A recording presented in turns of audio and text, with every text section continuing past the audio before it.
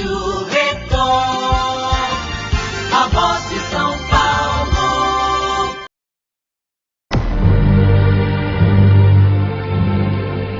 O caso que vamos contar, o caso do qual vamos falar, é verídico em toda a sua extensão. Não estamos querendo tirar proveito de uma história para comentar, não. Estamos querendo apenas usar um exemplo para alicerçar o que temos falado.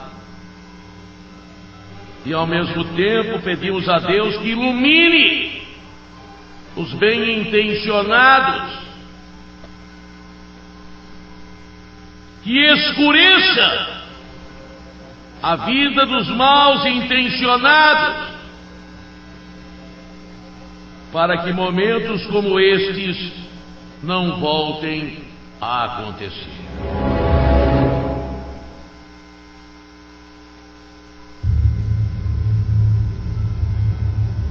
Adão dos Reis.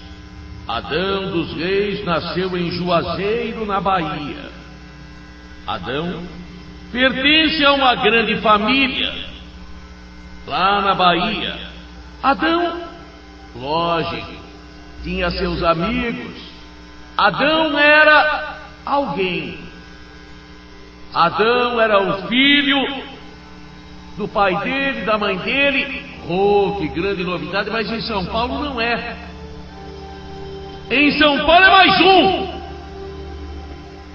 Na Bahia, amigos, família, amigos que dormiam em sua casa, ele que dormia na casa de amigos, amigos que se encontravam, que se visitavam, que se divertiam, que pescavam, que conversavam, que plantavam, que colhiam. Juazeiro, cidade até que boa da Bahia. Se não é tão grande, não é pequenina demais. Não é a Juazeiro do Padre Cícero, que é no Ceará. É a Juazeiro da Bahia, aonde Adão vivia. As condições de vida eram precárias.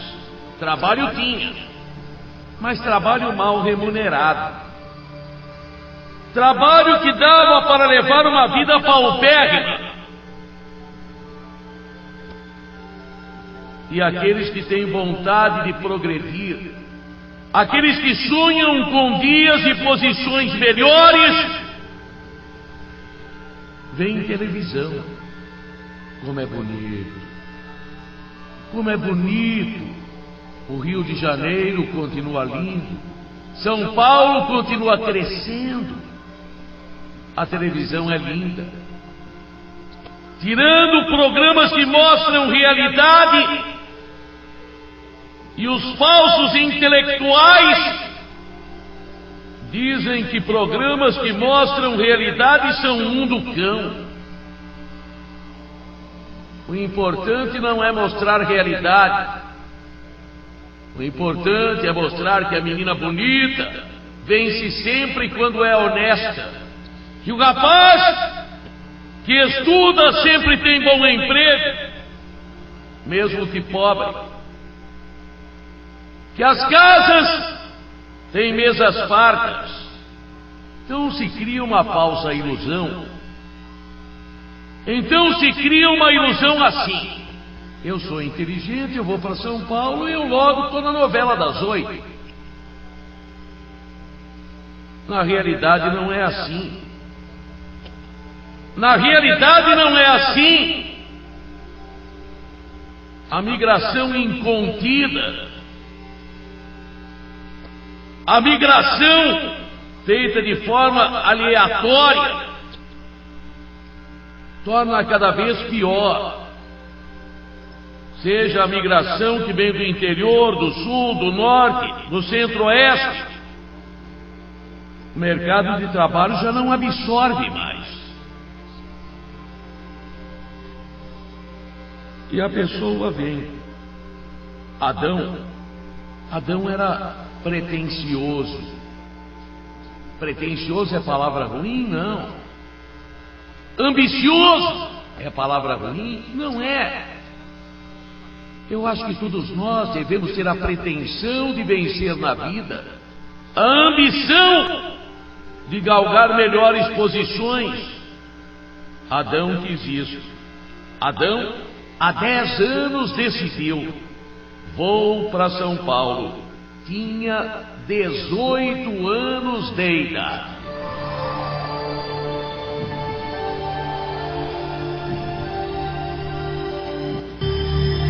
Adão tinha um tio que morava no Cambuci. Ele foi para a casa do tio. Com um sorriso estampado no rosto, ele falou: que grande tio! E se referia à cidade. Eu vim para ganhar e ficar. Força de vontade Adão tinha. Adão logo iria encontrar trabalho.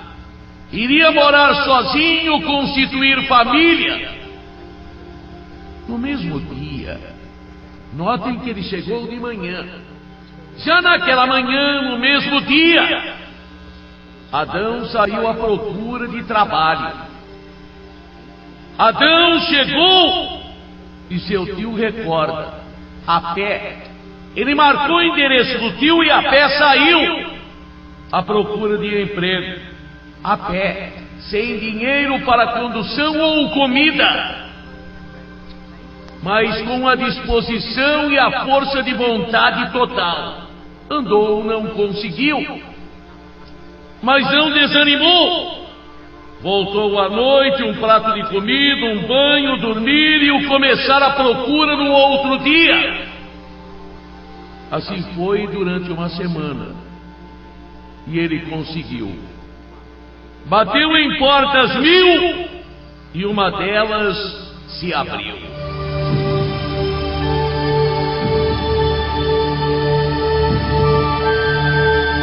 Pode-se dizer que na raça, Adão conseguiu trabalho numa firma, lá mesmo na região do Cambuci. Inclusive logo foi registrado como ajudante de manutenção. Adão podia dormir no trabalho. Ele achou bom. Não queria ficar incomodando o tio. Não queria viver de favor. Ele sai da casa do tio agradecido, com muita sorte ou muita luta.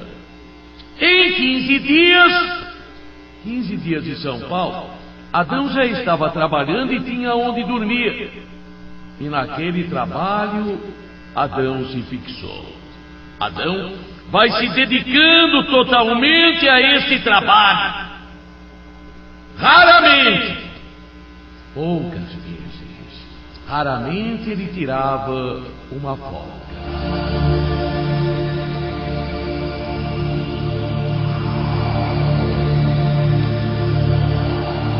Muito raramente ele saía de folga e quando saía, ia visitar o tio e falar com a família por telefone. Comentar com o pai e a mãe em Juazeiro, Bahia, que ele estava indo muito bem por aqui, que ele ia vencer. Um ano se passou. A rotina continuava. Agora, ele começa a mudar um pouquinho.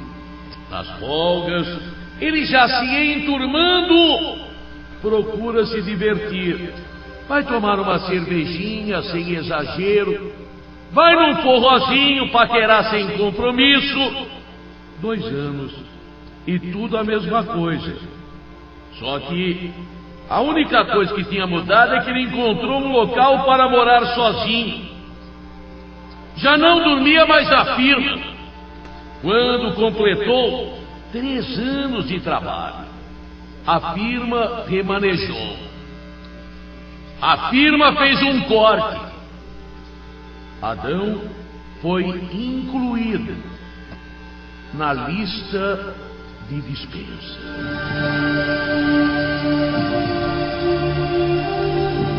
No começo, Adão levou até na esportiva. Quando não conhecia nada, consegui emprego, agora consigo na maior. Mesmo assim, ele começou a procurar um novo trabalho. Isto há uns 6 anos. Ele começava uma batalha, mas ele tinha fé. Tinha recebido um dinheirinho, tinha umas economias. Ele vai batendo de porta em porta. O que ele sabe fazer? O que ele sabe fazer? Tem 2º grau? Não. Fala inglês? Não. Tem conhecimentos de computação? Não. Tem experiência em vendas? Não.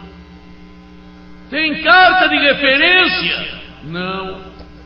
Tem diploma de alguma coisa? Não. Não tem lugar. Às vezes, mesmo respondendo a todas essas perguntas com um sim, não tem. Imaginem com um não.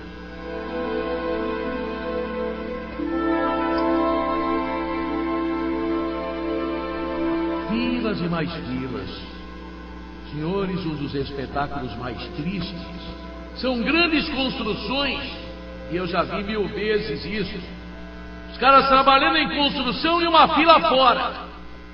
Se alguém cair, se alguém se machucar, se alguém se sentir mal, tem alguém para trabalhar no lugar, como se fosse um banco de reservas, esperando a remuneração de um dia que seja. Adão, ele vê, estava difícil. A cada dia que passava, o exército, que ele faz parte do desempregado, aumentava o seu contingente. Adão vai ficando desesperado. Parecia que desta vez a sorte o havia abandonado. Bico daqui, bico de lá, bico do quê? Bico para quem nasceu em São Paulo, para quem tem boa aparência, para quem tem estudo, para quem tem roupa bonita. De vez em quando aparece no shopping como vendedor de fim de ano. Mas isso não é para um baiano de Juazeiro, que mal sabe escrever seu nome.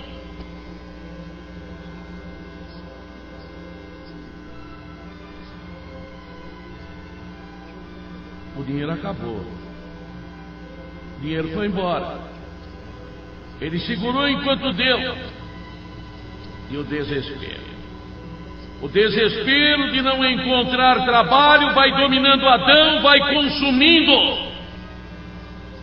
Aquela autossuficiência, aquele orgulho. Eu consegui.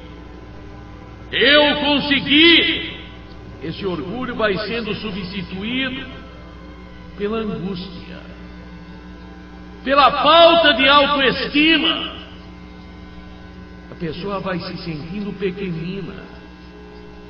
Vai se sentindo. Você faz o quê? Qualquer coisa. Você quer ganhar quanto? Qualquer coisa.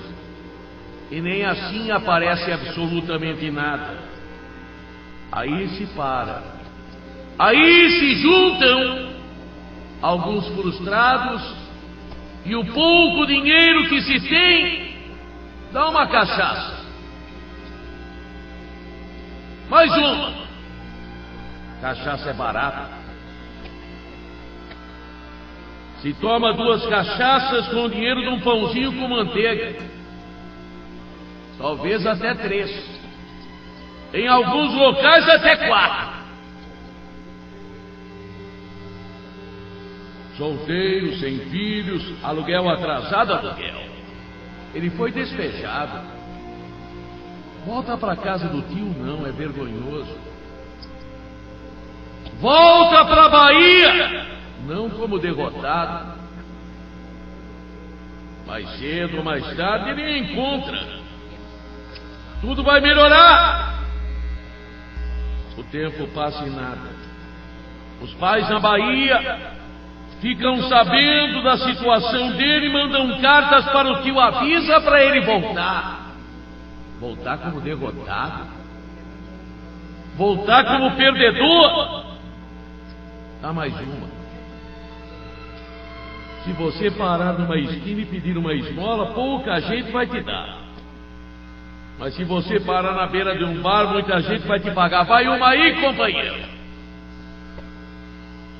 Vai nessa. Toma uma pinguinha. Ou é mentira? Se você pedir para comprar uma espiga de milho, ninguém vai te dar. Mas um trago de pinga todo mundo paga. Adão, alcoólatra. Adão, bêbado. Se pessoas com nível superior, no Rio, na Bahia, em São Paulo, não conseguem como Adão, ele agora é um derrotado.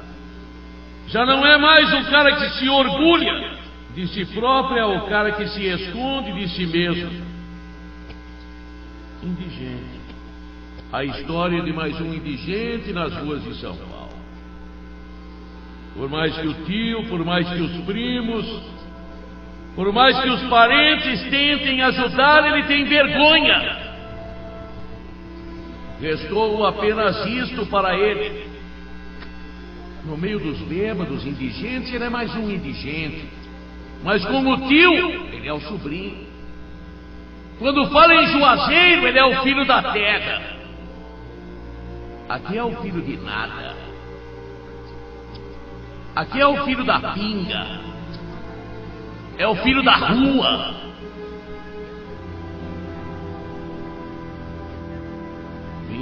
anos. 28 anos ele já se consome na pinga. Já sua voz não é mais a mesma, seu pensamento não é mais coordenado. Assim é bom. Assim não se lembra do sofrimento. Volta para a Bahia. Eu não. Vai para a casa do seu tio. Eu não. Quer mais uma? Eu quero. Adão. Quem poderia ver agora Adão e ver quem foi Adão há anos atrás, cheio de vida? Tentar ele tentou, mas depois se jogou. Dirão alguns, tem que tentar continuamente. Tem, é fácil falar, mas tem que tentar. Madrugada do domingo. Resgate chamado para atender uma ocorrência no Cambuci. Homem queimado. Jogaram fogo. Como aquele fogo pegou nele? Provavelmente alguém ateou o fogo em Adão. Na rua Carmo do Rio Claro, um homem que delirava de dor foi socorrido. Foi levado para um hospital do Tatuapé, o melhor no que diz respeito a queimaduras. Uma agenda no bolso do calção por dentro identificava Adão dos Reis, um homem queimado. Estado grave. O telefone do tio, do primo. O primo avisado avisa o tio. O tio avisa os pais. Mas Adão morreu. Não resistiu, com 28 anos, morreu. Fraco, bêbado, vítima, fracassado, não sei. Lamentável. Ocorrência registrada no 6º DP. Morreu queimado. Não se sabe o que aconteceu. Provavelmente atearam fogo nele. Ele mesmo? Não. Acidente com uma garrafa de pinga? Não sei. Só sei que esta é mais uma história real, verídica, do Adão ou da falta de adaptação, de orientação, de emprego, ou mais uma história dessa cidade. E nenhum jornal publica. Adão, nas estatísticas, é apenas mais um número. Como o número é você, como o número sou eu. Eu não quero ser número. Número não tem coração, não tem sentimento, não tem fome, não tem ambição, não tem lágrimas. Nós não somos números. Que se pense nisso.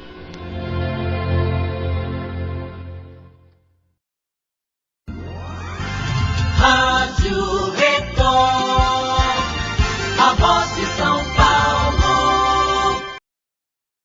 Será que era alguma coisa mais grave? Será? Aquelas dores de cabeça que ele sentia, aquelas dores que ultimamente o incomodavam.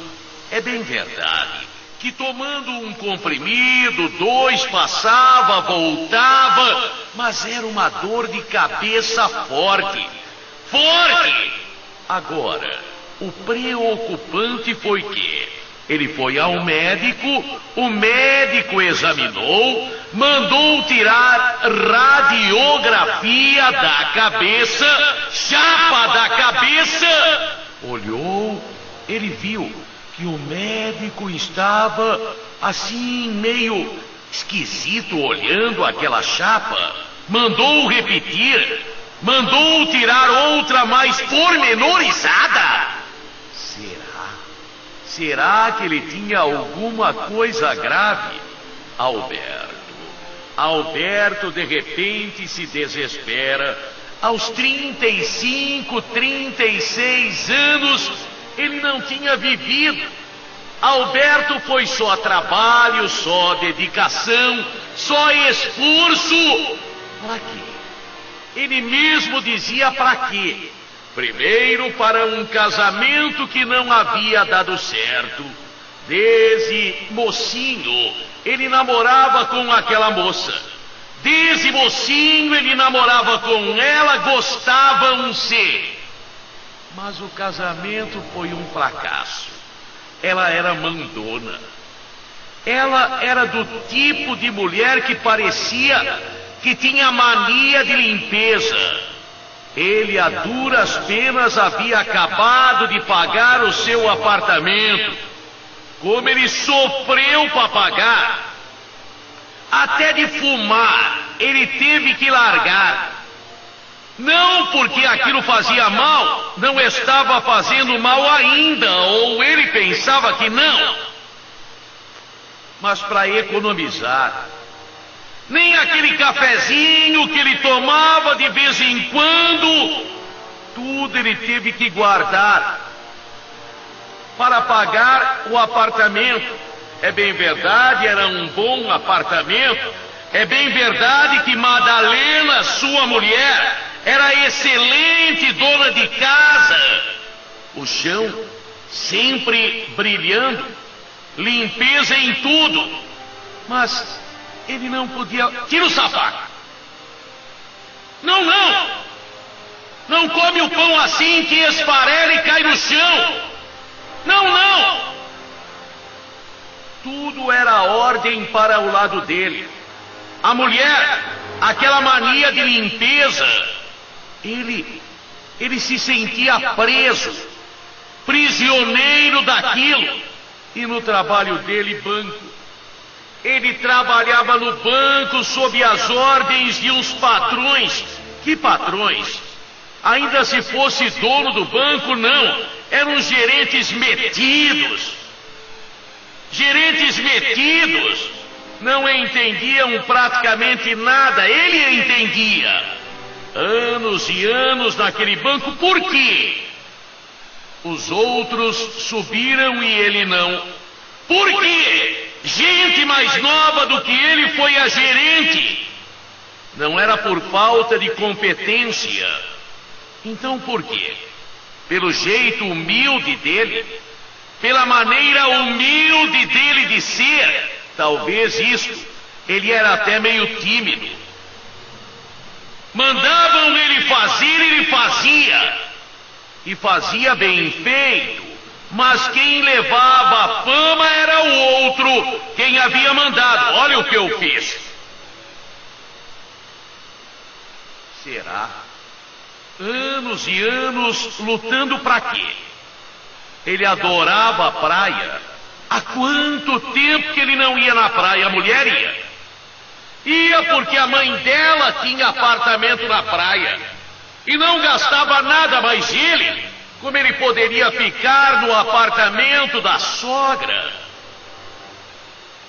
Ele tinha que economizar, guardar. Ele gostava de ir num campo de futebol, nunca mais foi. Carro. Há muito tempo ele tinha vendido o carro dele. Andava de ônibus.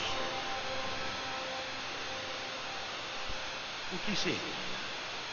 Por que será que o médico mandou tirar uma nova radiografia?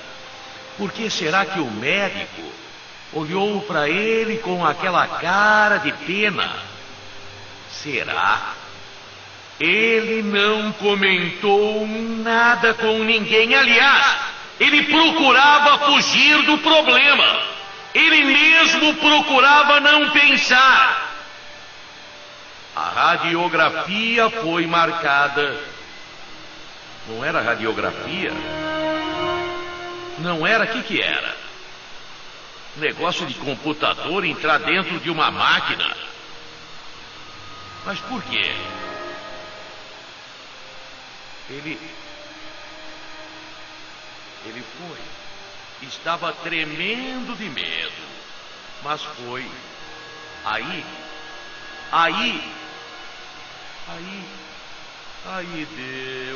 deu. O médico, ele percebeu que tinha alguma coisa de mais grave quando o médico começou a fazer perguntas. O senhor é casado? Se eu quisesse falar com alguém de sua família, o senhor tem um irmão, um pai? O senhor tem... Sua mulher como é? Ele percebeu. Tinha coisa naquilo. Ele foi sincero e pediu sinceridade ao médico. Ele foi sincero e pediu: doutor, se eu tiver algo, é para mim que o senhor tem que falar. A minha vida é minha. A minha vida é minha. Não é do meu irmão, não é do meu pai, não é de minha mulher, e eu não tenho filhos. Não tinha filhos. Não porque ele não quisesse, a mulher não quis. Não porque a mulher evitasse, a mulher não podia tomar pílula. A mulher, não. Ele tinha que parar antes do tempo, sempre foi assim. Ele evitava. Porque a mulher dizia: enquanto não pagar o apartamento, criança suja muito. Doutor, se eu tiver alguma coisa, doutor, fale para mim. Eu tenho que conversar com o senhor, porque o senhor tem um... E começou a falar termos que ele não entendia. Doutor, seja claro, doutor. Não adianta o senhor me falar nomes que eu não entendo, eu quero saber. É minha vida, doutor. Bem, já que o senhor insiste, o senhor tem um tumor e não resta a menor dúvida que é maligno. Na cabeça, doutor? É na cabeça. E aí, doutor? Olha, o senhor quer sinceridade? Eu quero. É fatal. Não. Poderíamos até tentar. Foi por isso que eu mandei fazer por computador, porque a gente poderia tentar uma operação para extirpar o tumor. Mas ele está espraiado. Veja aqui, não quero ver, doutor. O senhor fala e comenta, vê a radiografia com o tumor ali, era só. Então o senhor... Doutor, eu quero saber uma coisa. Eu tenho quanto tempo de vida? Isso é muito difícil, porque cada...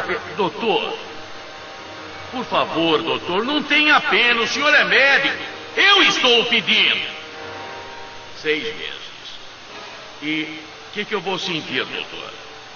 O senhor vai ter uma acentuada, mas uma acentuada melhoria no começo, porque eu vou lhe passar remédios para diminuir a dor, mas o tumor continuará a crescer, não tem regressão. Durante 2, 3 meses, o senhor até se sentirá bem, mas depois a queda é vertiginosa. Depois, quando o tumor atingir, não quero olhar, doutor, mas quando ele atingir uma outra região pelo crescimento dele, eu vejo aqui 3, 4 meses. Aí então a dor será inevitável. A gente procurará, através de medicamentos, minimizar, diminuir a dor, mas o senhor terá primeiro confusão mental. Isso vai prejudicar a sua memória. Pode ser que o senhor perca até o reconhecimento de amigos e parentes. Esta fase durará de 1 mês a mês e meio, e então é o terminal. Doutor, deixa eu ver se eu entendi. O senhor vai me receitar remédios durante 2, 3, e se eu for feliz 4 meses, não sinto dor. O tumor irá crescer até atingir uma outra região que será vital.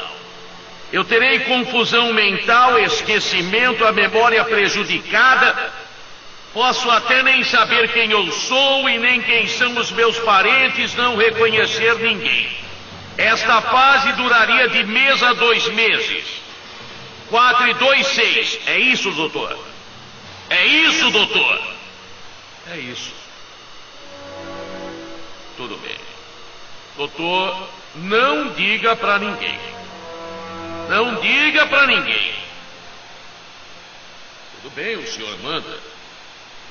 O doutor passou a receita, ele comprou os remédios, foi para casa, não contou para a mulher. Tira o pé daí! Ele tirou. Ele começou a raciocinar. Bem, ele tinha 6 meses. E uma vida estúpida. Afinal, a vida dele foi de uma estupidez a toda a prova. Aquele apartamento consumiu 10, 12 anos da vida dele. 10, 12 anos. Só trabalhando para pagar. E não era nem dele. Era da mulher dele. Não põe o pé aqui, não faz isso. Até fumar, que ele gostava tanto, ele parou. Não podia beber nada. Ai, a mulher, se ele bebesse. Não que a mulher fosse ruim, não era. Era chata. Ele deixou a mulher ser chata.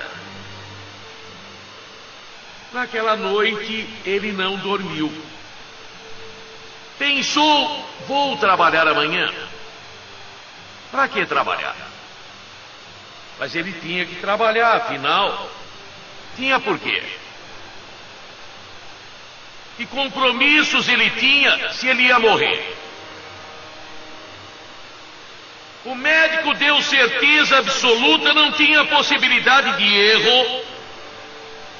Não era aquele tipo de consulta que mistura uma chapa com a outra, não. No dia seguinte, no banco, ele parecia... Tá dormindo, meu? Seus patrões, seus gerentes... Tá dormindo? Ele ouviu umas 4, 5 vezes falarem para ele, tá dormindo? Não, ele estava pensando. Ele estava pensando seriamente. E pensava o seguinte: como é que ele passaria os meses que tinha de vida? Não os meses de esquecimento, de não reconhecimento, de dor. Isto ele não poderia evitar e nem programar. Se ele pudesse fazer o que ele queria, se ele pudesse fazer aquele sonho que ele tinha de criança, conhecer outros países, conhecer outra gente,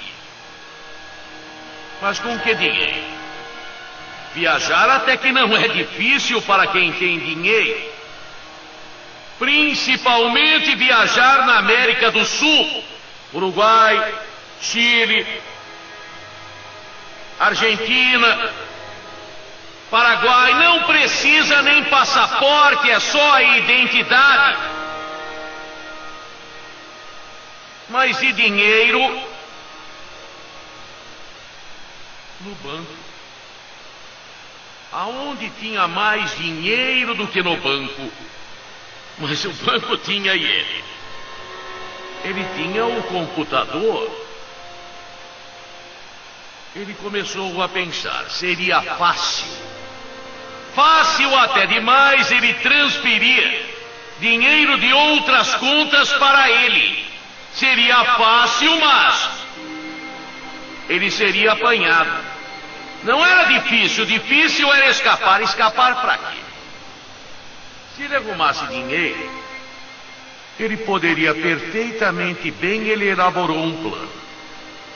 Não ia falar com ninguém. Não falou para a mulher que estava doente. Deixou a mulher continuar a gritar. Ai, não põe o pé aqui. Ai, cuidado dele. Não reclamou com gerente nenhum. Comprou o remédio, começou a tomar, as dores passaram, tal como o médico havia falado. Ele desviou uma grande importância. Desviou uma grande importância e pegou tudo em dinheiro vivo. Numa agência, noutra e mais noutra. Ele compra uma passagem de ônibus, direção Rio de Janeiro. Mas faz questão que todo mundo saiba que ele vai para o Rio. Só que ele foi para o Rio para fazer um peão. Foi ao Rio, voltou para São Paulo, foi a Curitiba de ônibus, carregando uma pasta cheia de dinheiro. E foi para Buenos Aires. Era o sonho dele conhecer a terra de Carlos Gardel.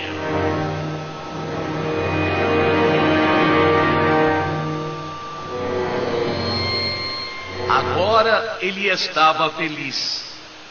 Agora ele estava feliz. Em Buenos Aires, se hospedou num belo hotel. Foi para o bairro do Boca. Ali cantou o tango, ouviu tango. Ali saiu com belas muchachas, gurias muy hermosas. O que o dinheiro não fazia, hein? Ele em uma semana de Buenos Aires, ele viveu mais do que a vida toda. Se divertiu mais, tomou vinho de Mendonça, comeu tudo que foi bife argentino, ouro na cabeça, e um nome potrico que russa na raia, afloja e llegar, e vamos dançar o tango, lá aquele filme, Perfume de Mulher.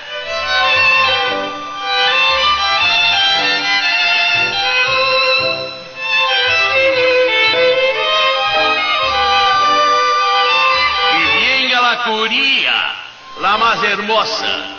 Plata no es problema.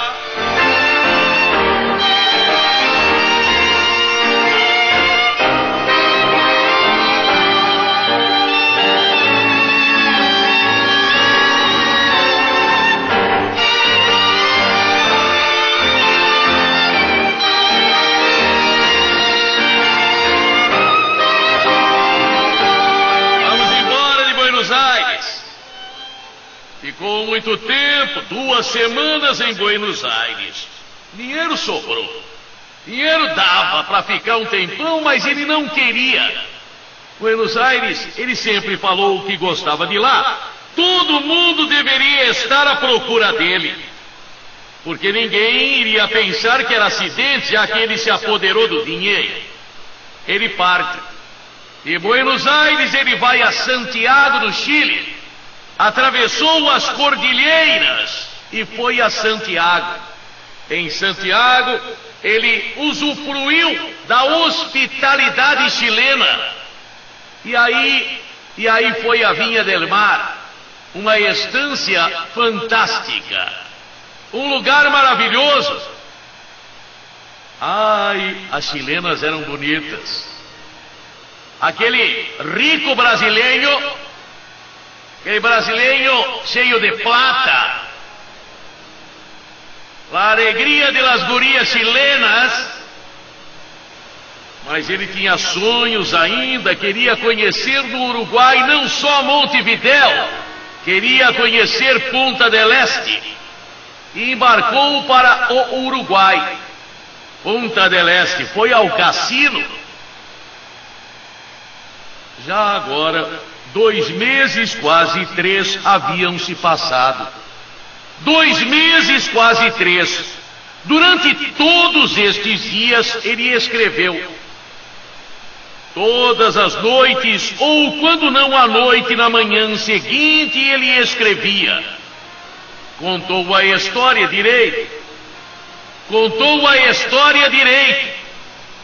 E aí ele começou a sentir que a doença estava pegando mais firme.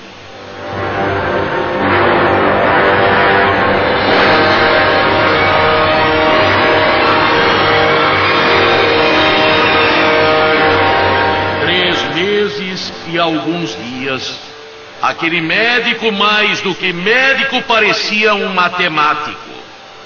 As dores estavam voltando mais fortes. Dinheiro ainda ele tinha de sobra. Os remédios ele comprava. Mas ele sentia e estava chegando ao final. Fazer o que no fim? Voltar para o Brasil, enfrentar polícia, ou ficar desmiolado, desmemorizado? Não. Ele pensou. Ele viveu 36 anos. Aqueles meses valeram por uma vida, principalmente as 2 primeiras semanas. Buenos Aires, já agora, com dores mais fortes, ele volta para lá. Com dores bem mais fortes, ele volta a Buenos Aires. Em seu diário, em seu um caderno comprido, grosso, ele escrevendo tudo isso. Queria terminar seus dias em Buenos Aires. E enquanto pôde, toda noite ele foi ouvir tangos.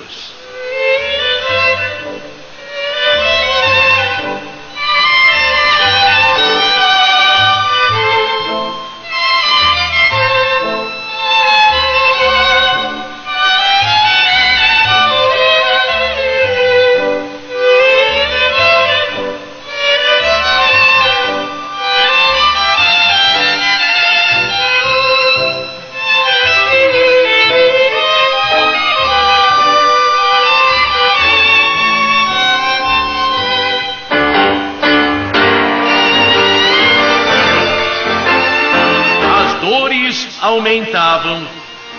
Ele já nem lembrava direito de sua mulher, nem do nome do banco aonde ele trabalhava. Foi o que ele escreveu. Foi as últimas lembranças escritas. Estou feliz, disse ele. Sinto dores, mas estou feliz. Vivi.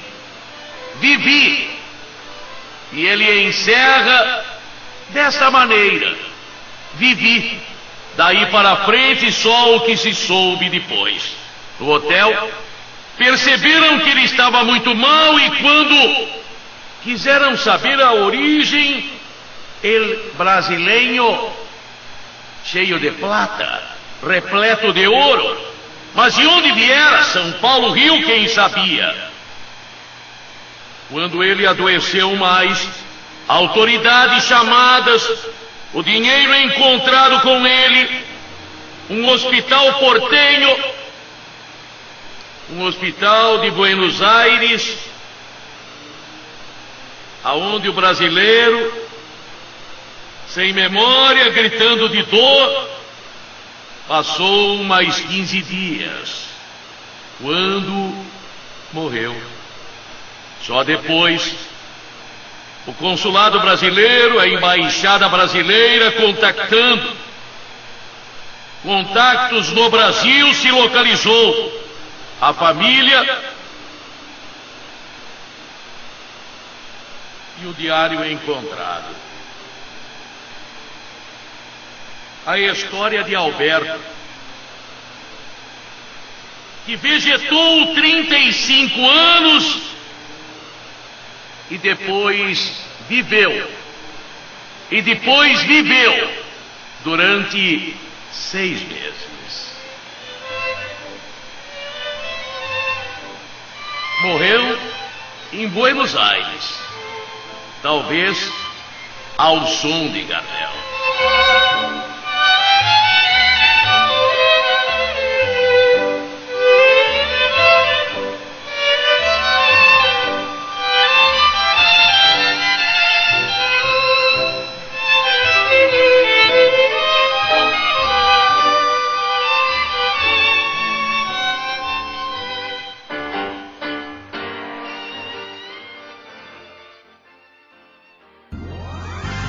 Rádio Record, a voz de São Paulo. Ela ficou desesperada. E não era para menos não. O desespero bateu na sua vida. Ela desesperada se perguntava: como é que eu faço? O que eu faço? Como é que eu vou sair dessa? Simplesmente seu marido, Carlos, marido mesmo, marido papel passado, marido há 4 anos, simplesmente ele chegou para ela e disse: acabou, tô indo embora. Por quê? Porque tô indo embora. Simplesmente acabou. E as filhas? Eles tinham 3 filhas. Ele olhou para ela e sarcasticamente sorriu e disse: se vira. Como se vira? Quem vai comprar comida, roupa? Quem vai pagar o aluguel? Quem vai pagar a conta de luz? Se vira. Ele pegou uma maleta, uma mochila, pôs suas roupas e disse tchau. Como se fosse partir para ir num jogo de futebol. Tchau. E foi embora. Ela ficou desesperada. Como ela iria fazer? Ela nem trabalhava. Como iria pagar o aluguel, a conta de luz, de água, a comida para suas 3 filhas pequeninas, 3, 2 e 1 ano, as idades delas? Ela fazer o quê? Ela pensou: ele volta, mas não voltou. E com o tempo ela ficou sabendo que ele estava vivendo com outra. Depois perdeu a pista dele. Ela foi à luta. Ela tinha que ir. Não tinha outro jeito, não tinha outra forma. não tinha outra maneira de viver. Ela foi à luta, arrumou um emprego numa casa de família. Ela começou a trabalhar e as crianças ela deixava numa creche. O dono da casa aonde ela foi trabalhar, o dono e a dona, eram pessoas boas, a orientaram, a ajudaram, mas não dava. O que ela ganhava como doméstica, o que ela ganhava como empregada doméstica, não dava para pagar aluguel, não dava. 3 crianças, a creche, as roupas, a alimentação. Foi por isso que, orientada por aquele homem, ela começou a fazer um bico, vender sanduíches. Ela começou a vender sanduíches na porta de eventos, shows, jogo de futebol, de basquete, luta livre, luta de boxe. Ela montou uma barraquinha, ela montou uma pequena barraca e fazia sanduíche de linguiça calabresa.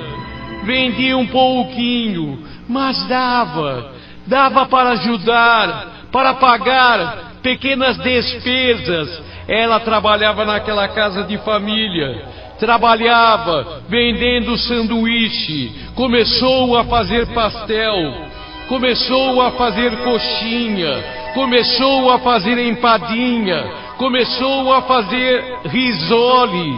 Ela foi progredindo, ela cozinhava muito bem, ela fazia coisas gostosas e vendia, arrumou freguesia. Foi uma luta, 1 ano, 2, 3, lutando, até que ela conseguiu montar um pequeno restaurante por quilo. Alugou um salãozinho, começou a fazer comida e vendia por quilo. Deu certo, freguesia grande, satisfeita, ela progredindo. Ela montou um outro restaurante por quilo. Tinha 2 agora. Ela foi um dia de felicidade. Foi um dia feliz. Ela conseguiu dar entrada. Ela conseguiu dar entrada na casa em que morava. A entrada para comprar. Ela era dona agora, tinha que pagar mensalidades, mas ela era dona, morava na sua própria casa. Ela montou outro restaurante, não por quilo, por cardápio. Dia e noite, ela estava indo muito bem, não quis saber de outro homem. Não quis saber de homem nenhum. Se dedicou de corpo e alma ao trabalho, às suas filhas bem vestidas, bem educadas, em escola particular, filhas bonitas, filhas bem tratadas. O tempo foi passando, o tempo foi correndo. Ela pagou aquela casa e comprou outra, alugou. Comprou um pequeno apartamento, alugou. Comprou outra casa, um sobradinho, alugou. Comprou outro apartamento, alugou. Ela trabalhava noite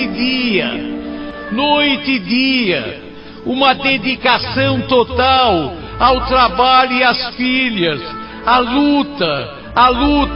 Ela ficou com 6 casas alugadas, casas e apartamentos, 6 casas que ela alugava, 3 restaurantes dela. Ela estava bem.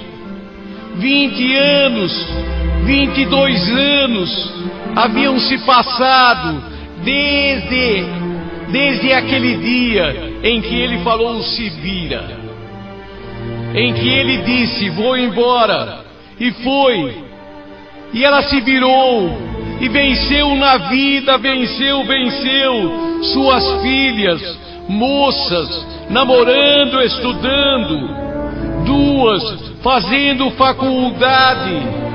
Abigail, um exemplo,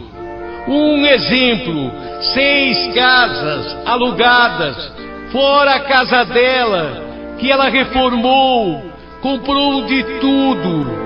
Foi quando ele apareceu, foi quando ele foi à procura dela.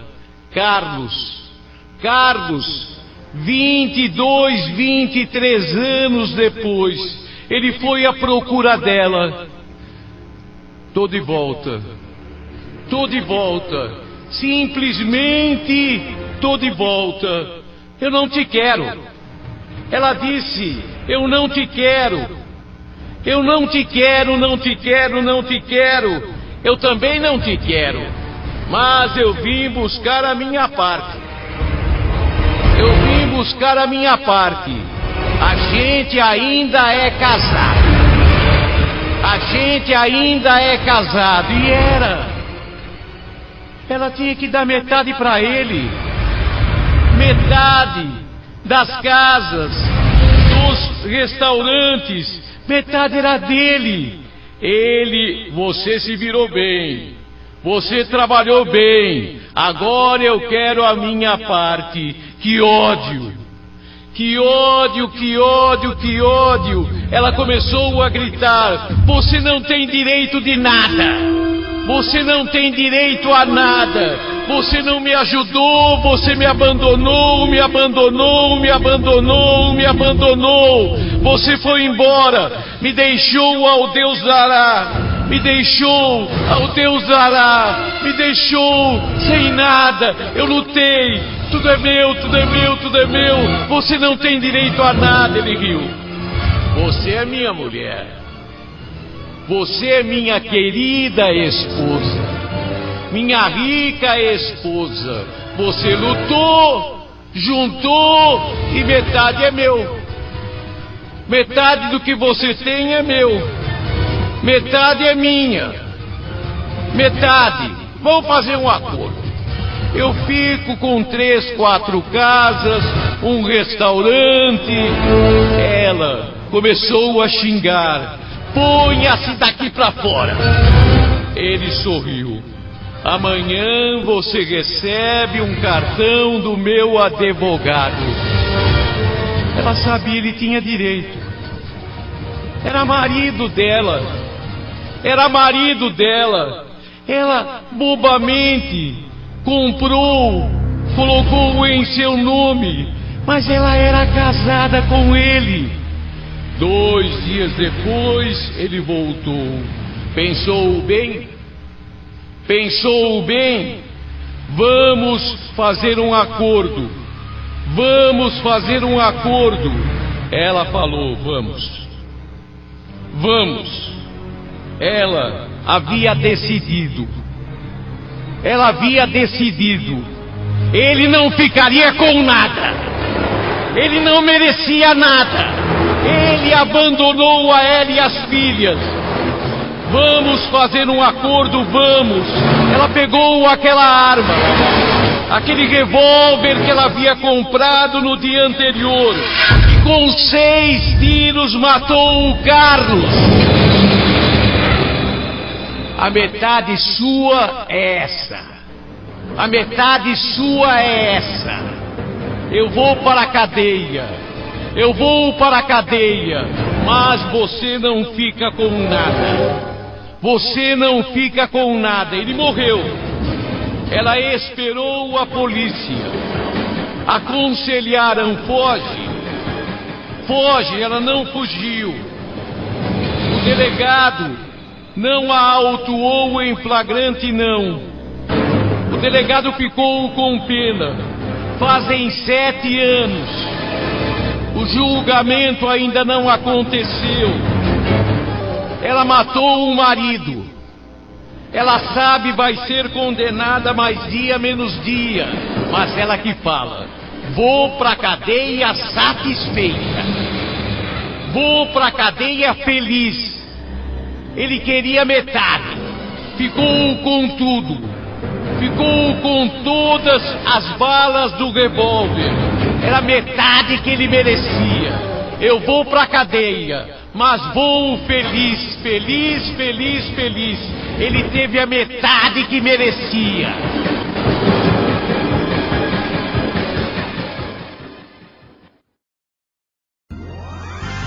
Rádio Record, a voz de São Paulo.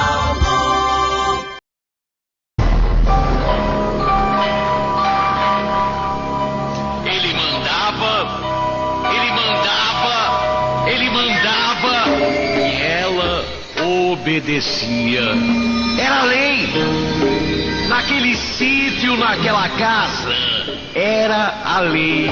Ele mandava, ele ordenava, ele mandava mesmo, e ela tinha que obedecer. Luzia, como Luzia sofreu, como Luzia foi submetida a tudo que era vexame, humilhação. Alfredo, já no seu casamento com Luzia, Alfredo era mais velho, 10 anos mais velho do que Luzia. Não é muito, mas ele tinha 24 e ela tinha só 14 anos. Só 14, nem namoraram. Alfredo, o pai dele tinha morrido, tinha deixado um sítio para ele. Ele precisava de uma mulher, e a mulher foi Luzia. Ele chegou para seu Zé, o pai de Luzia, e disse: eu vim aqui falar que vou casar com a tua filha. Eu vim aqui falar que vou casar com a tua filha. Mas não tem mais. Mas ele é menor. Se fosse maior, eu não vinha te pedir. Se fosse de maior, eu não vinha te pedir. E não estou pedindo, estou comunicando. E ela não sabe.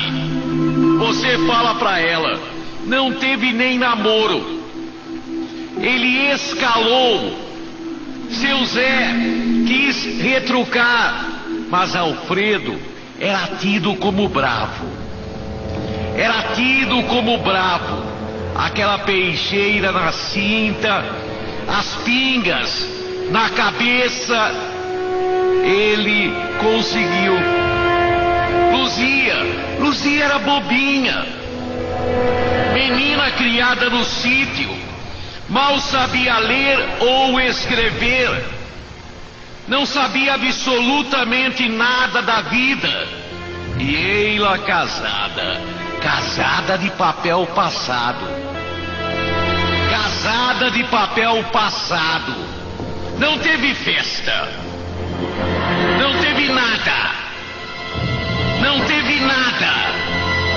Ela casou, assinou o papel e foi morar com ele.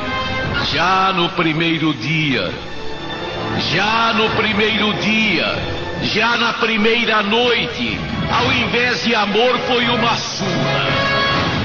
Ele deu uma surra nela e disse: é pra você saber quem manda. É pra você saber que aqui mando eu. Você obedece. E bateu. A família dela quis visitá-la. Aqui não entra nenhum intruso, não. Não, aqui não entra ninguém. É minha casa, agora ela casou, é minha. Não quero ninguém aqui.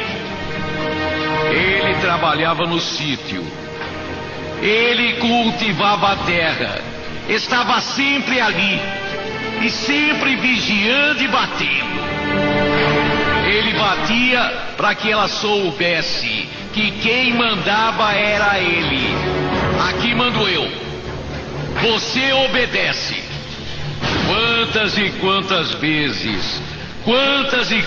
vezes ele dizia, ele falava: você não vai almoçar hoje. Hoje você não vai comer.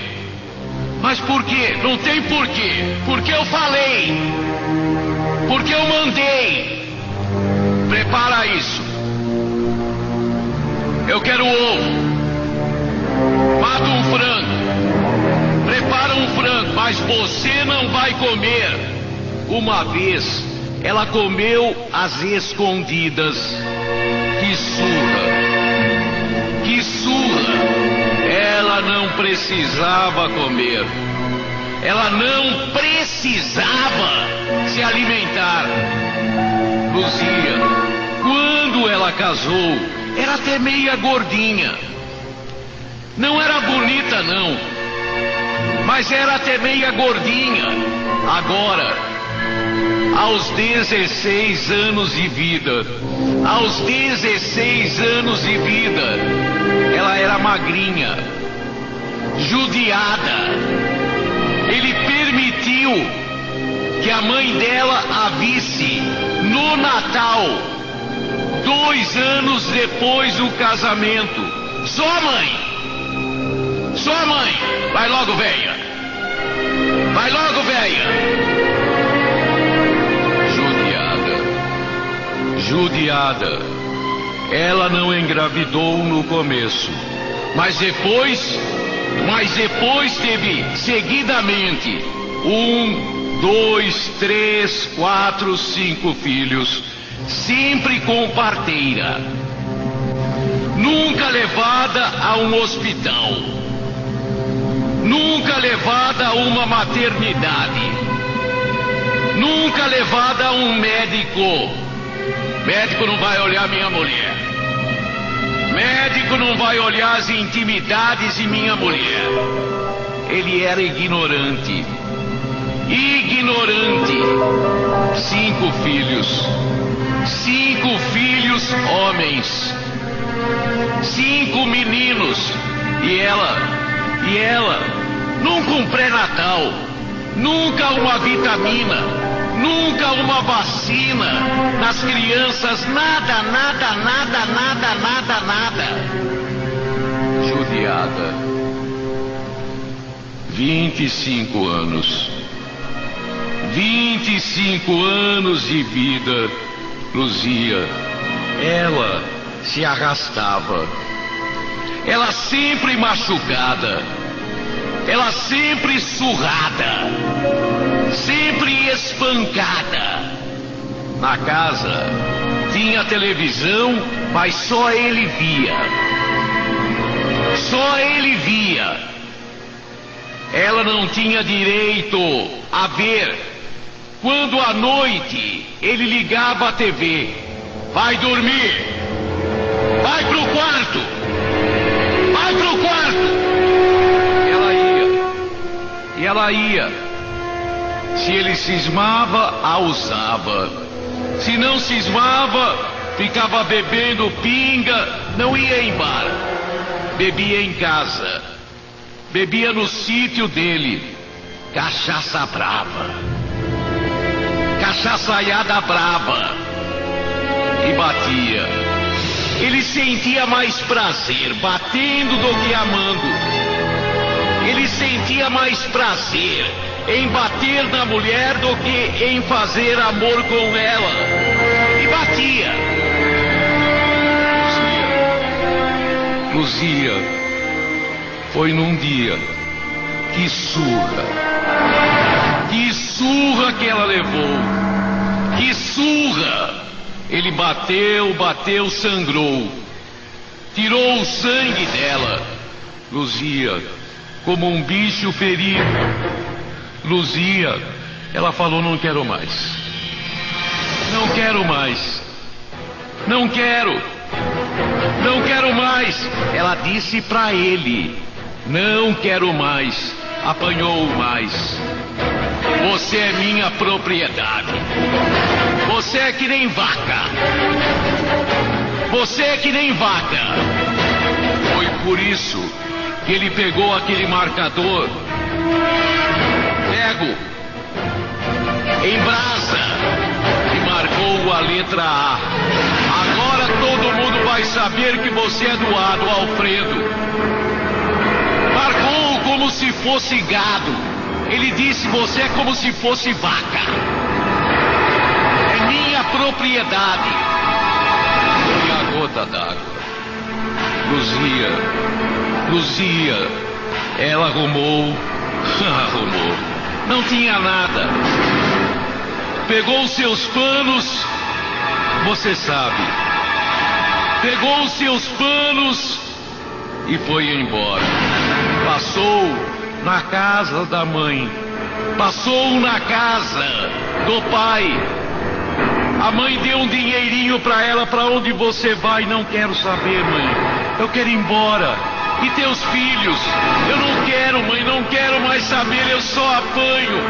Há quase 10 anos eu só apanho. Há mais de 10 anos eu só apanho. Todo dia ele me bate. Veja como é que eu tô, mãe. Mostrou a marca. Tô marcada que nem gado. Tô marcada que nem gado. Luzia foi embora. Para onde ela foi, ninguém sabia. Ela agarrou a estrada. Ela começou a caminhar na estrada.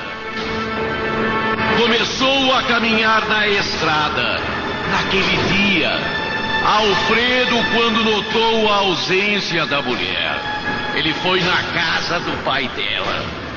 Ele foi na casa da mãe dela e jurou: eu pego esta mulher. Eu vou matar esta mulher. Eu vou matar esta mulher. Eles moravam no interior de Sergipe. Ele era sergipano. Ele jurou e fez mais. Foi na praça da pequena cidade e jurou, pegou uma peixeira, uma faca, enfiou na terra do jardim e disse: eu sou homem, eu vou atrás dessa mulher, nem que ela vá pro inferno, eu vou atrás e vou matar, juro, juro.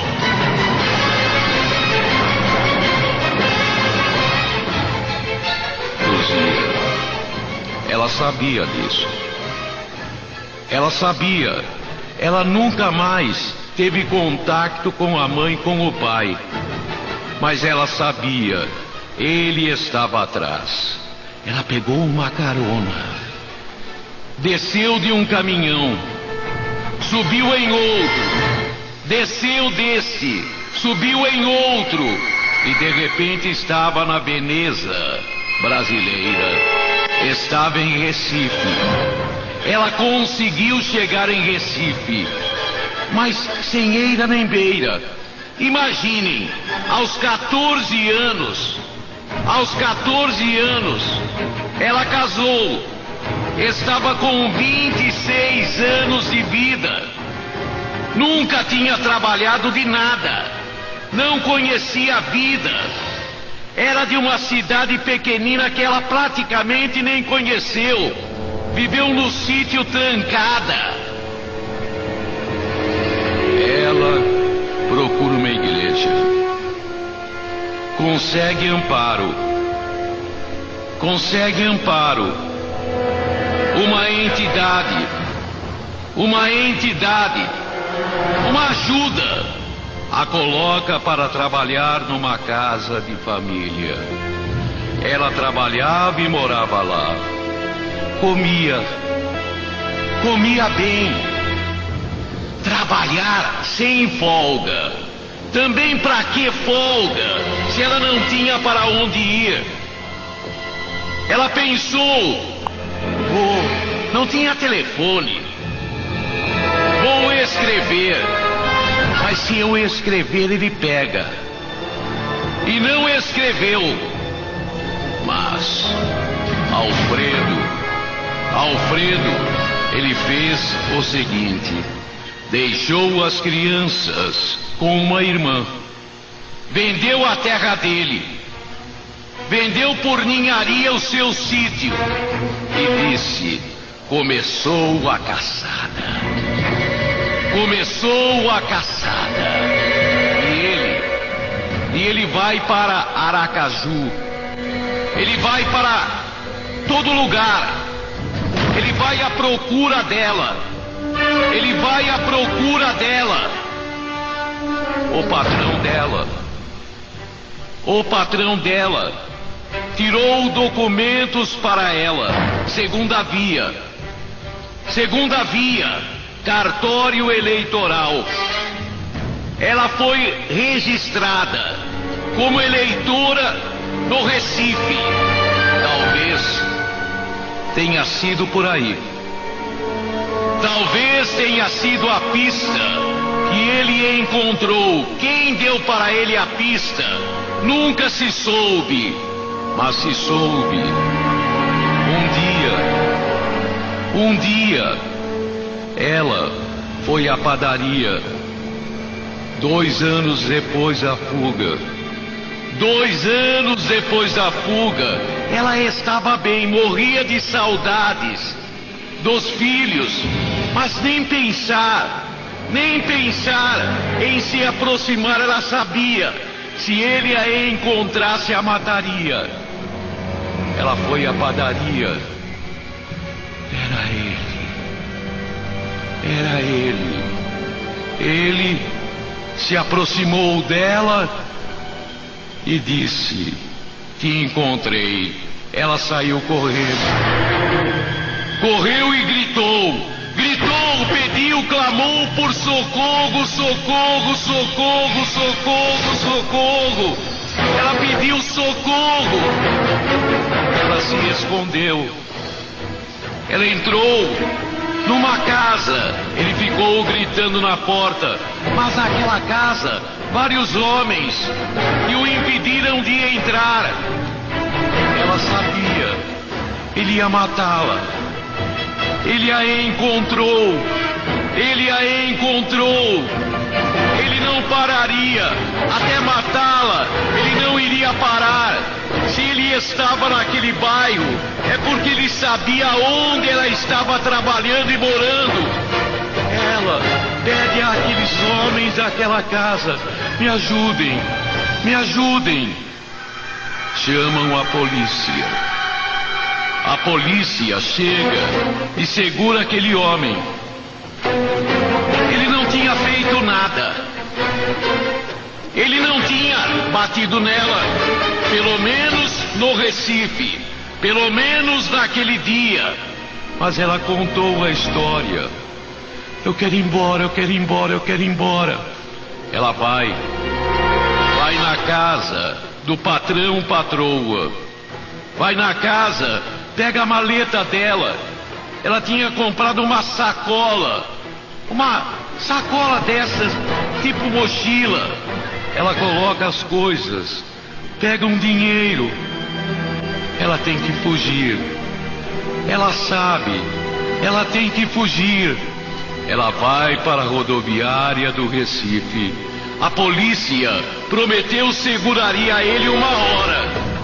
Ela pega um ônibus. O primeiro. Tanto poderia ser para Teresina, São Luís. Tanto poderia ser para São Paulo, Rio, Salvador. Foi para Salvador. Foi o primeiro ônibus que ela pegou. E ele sabia que ela ia para a rodoviária. Por isso, ela tinha pressa. Desceu em Salvador. Começar tudo de novo. Mas Salvador era uma cidade grande. Ele não iria encontrá-la. Ela não iria dar o endereço para ninguém. não iria tirar documentos ali, não. Ia procurar emprego em casa de família e não queria ser registrada, não. Ela arruma emprego. Ela arruma emprego. Ela não foi em casa de família.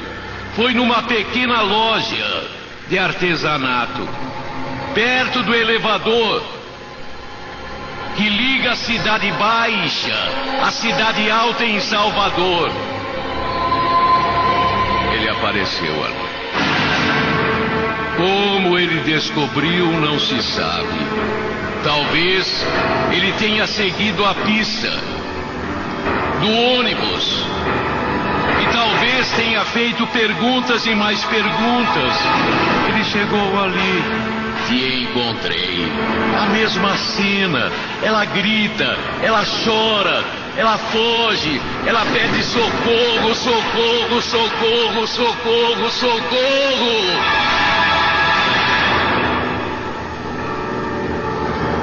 A mesma cena. Só que dessa vez ela não vai nem para casa. Não pega nem sua roupa. Correu, pegou um dinheiro na loja e foi embora. Rio de Janeiro. Tomou um ônibus Rio. Ele a seguiu. Mas o Rio não seria fácil ele encontrá-la. Ela vai retomando a vida dela. Ela sabia que mais dia, menos dia. Ela sabia que mais dia, menos dia ele a encontraria. E ele, como um cão perdigueiro, como um cão perseguidor, farejador, a perseguia. 3 anos depois, 3 anos de Rio, ela estava trabalhando, estava até que bonita. Ela nunca foi bonita, mas estava até mais apresentável. Morena de praia, ia sempre na praia. Estava esquecendo o passado. Estava esquecendo, até namorado arrumou. Até namorado arrumou. Mas ele a encontrou. Como ele fazia? Ela não escrevia. Ela não escrevia. Ela não tinha comunicação com a família. Ele a encontrou na praia. Ele a encontrou na praia. Tá bonita. Sabia que sua mãe morreu?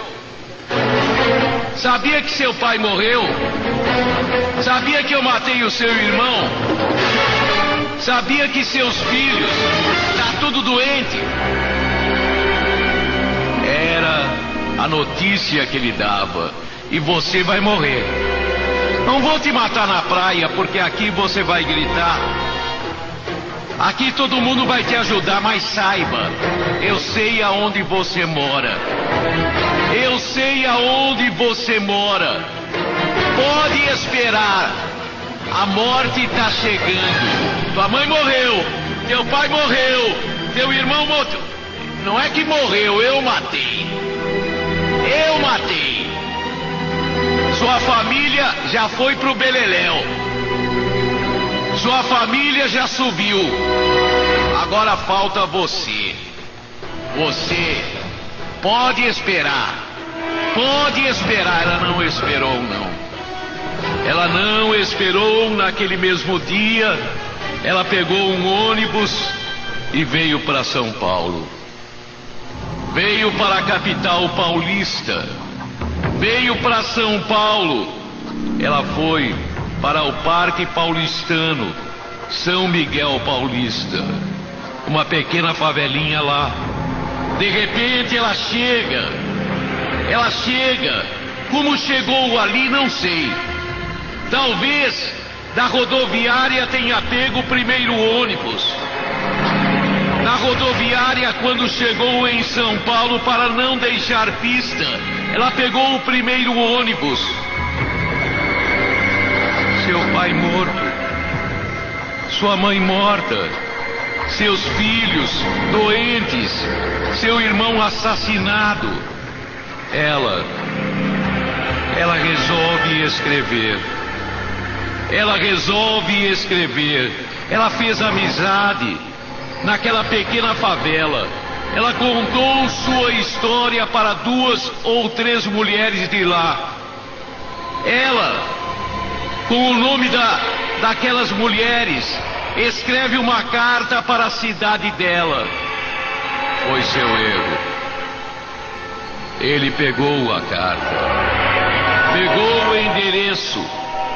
Ele sabia, só ela poderia escrever. Só ela. Ele tinha gente que ele pagava tostão, mas pagava para observar. Foi no Parque Paulistano.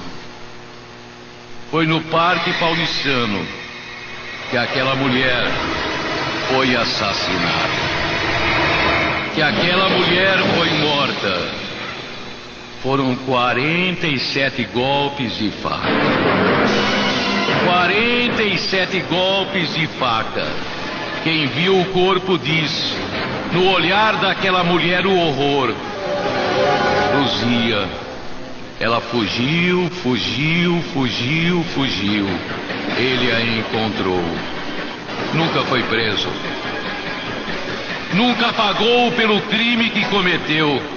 A polícia ficou sabendo da história e a gente também. Por vizinhas dela que contaram o que ela contou. O que ela contou. A polícia oficiou aquela cidadezinha de Sergipe à procura dele. Ele nunca apareceu de volta lá. Pelo menos a polícia de lá diz isso.